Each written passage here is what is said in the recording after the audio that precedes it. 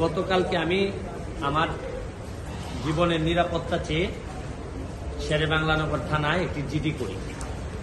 জিডির বিষয়টি হচ্ছে গিয়ে যে গত বৃহস্পতিবার সংসদে থাকাকালীন সময় আমার এলাকার যিনি অফিসার ইনচার্জ উনি আমার ফোন দিয়ে জানালেন যে স্যার আপনি একটু বাড়ি আসলে আপনার সাথে আমার একটু বসতে হবে, গুরুত্বপূর্ণ কথা আছে।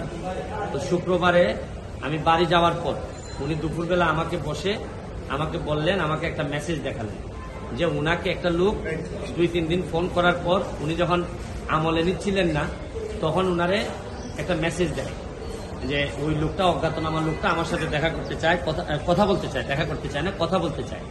তো ওসি সাহেব আমলে নেননি। পরে যখন মেসেজটা দেখছেন যে মেসেজের মধ্যে আসে দেখা যাচ্ছে যে একটা কন্ট্রাক্ট কিলার গ্রুপ যারা হায়ার করা হয়েছে তারা নাকি অ্যাক্টিভ, তার বক্তব্য অনুযায়ী।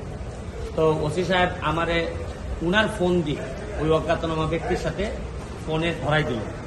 আমি কথা বললাম, কথা বলার পর যে জিনিসটা ওরা জানাইলো আমাদেরকে, ওই অজ্ঞাতনামা ব্যক্তি সে নিজেকে আইডেন্টিফাই করতে চায় না, সে তার অ্যাড্রেস বলতে চায় না। সে বলে যে আমি নিজেও ওই কিলার গ্রুপের মেম্বার ছিলাম, যখন আপনার নামটা আসছে আপনাকে হত্যা করতে হবে, তখন আমি বলছি যে না আমি এটা পারবো না, কারণ উনি ওই লোকটা সিলেটি, সে আমার কাজকর্ম সম্পর্কে জানে, এই জন্য সে কোনোভাবে রাজি হয় নাই। তখন সে বলছে যে আমার বিষয়টা হচ্ছে গিয়ে, তার বক্তব্য অনুযায়ী আমার বিষয়টা হচ্ছে গিয়ে আমি আপনাকে একটা ওয়ার্নিং দিচ্ছি, আপনি এই 2-3 দিন আপাতত ঘরের বাইরেই যাবেন। তো এটা শোনার পর আমি নর্মালি এর আগে অনেকবার আমি মৌখিকভাবে বা আমার পিএস এর মাধ্যমে বিভিন্নভাবে আমি থ্রেট পাইছি, এগুলো আমি আমলে নেই না, কারণ এগুলা সামনে বললে একটা প্যানিক তৈরি হইতে পারে, এই জন্য আমি কখনোই সামনে নিয়ে আসি নাই। এইবার যখন আমার এলাকার ওসি সাহেবের মাধ্যমে আসছে তখন আমার কাছে মনে হয়েছে যে মানুষ যখন কখনো কোনো ওসিরে নর্মালি তো কেউ ফোনই দেয় না, তার উপর যখন সে এইরকম একটা মেসেজ দিচ্ছে তখন আমার মনে হয়েছে, আমার এখন মনে হয়েছে যে সিরিয়াসলি একটা পটেনশিয়াল থ্রেট, আমার এটা অবশ্যই আমলে নিতে হবে। তো এই জন্য আমি ওই দিন পরের দিন সকালেই আমি ঢাকা চলে আসি, সংসদ ভবনে চলে আসি। এসে আমি এর ভিতরে আমি পুলিশের ঊর্ধ্বতন কর্মকর্তা যারা আছেন তাদের সাথে আমি কথা বলি। তো এরপরে আমি জিডিটা আমি গতকালকে করছি। কিন্তু আমার যে জায়গাটাতে প্রশ্ন হচ্ছে, দেখেন আমি একজন মেম্বার অফ পার্লামেন্ট, পুলিশ যখন আমার এলাকার ওসি সাহেব যখন জানলেন কোন একটা মারফতে যে আমার একটা লাইফ রিস্ক আছে, তখনই কিন্তু উচিত ছিল যে উনি এসপি সাহেবের সাথে আলাপ করবেন, ডিআইজি সাহেবের সাথে আলাপ করবেন। এটা কি আসলেই থ্রেট নাকি না কেউ বোগাস নাকি না কিছু, এটা তো আমার কাছে আসার আগেই এদের তদন্ত করে ফেলা উচিত ছিল। মানে আমাকে জিডি করতে হলো কেন? প্রশ্নটা হচ্ছে গিয়ে যে আমার থ্রেটটা তো আমি জানি না, জানছে প্রথমে ওসি সাহেবের পরে এটা এসপি ডিআইজি ওনাদের কাছে যাবে। আমি জানার আগে ওনারা আমাকে প্রোটেকশন দিবেন, আমাকে পরে জানাবেন যে এই থ্রেটটা যেটা ছিল এটা রিয়েল অথবা ফেক।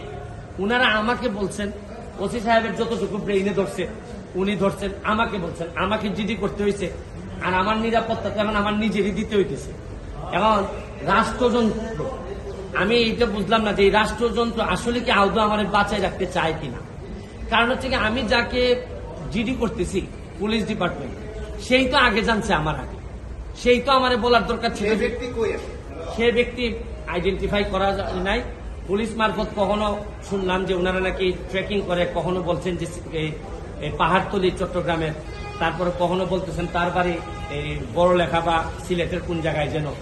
তা আমার বিষয়টা হচ্ছে গিয়ে যে দেখেন এই দেশে বঙ্গবন্ধু মারা গেছেন, তার পরিবার সবাই মারা গেছে, আমার হবিগঞ্জের শাহ এমএস কিবরিয়া সাহেব মারা গেছে, আমরা তো কোনো প্রোটেকশনই দিতে পারি না।